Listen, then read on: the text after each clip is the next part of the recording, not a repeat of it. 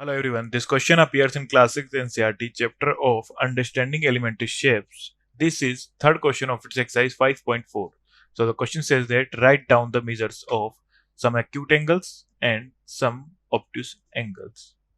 Give at least two examples of each.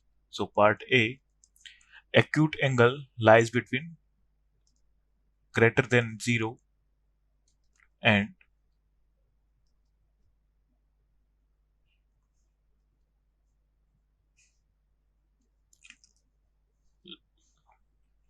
and less than 90.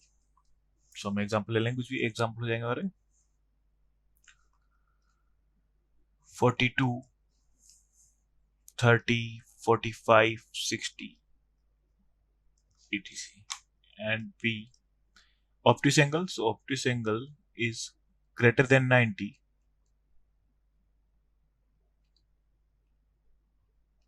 and less than 180.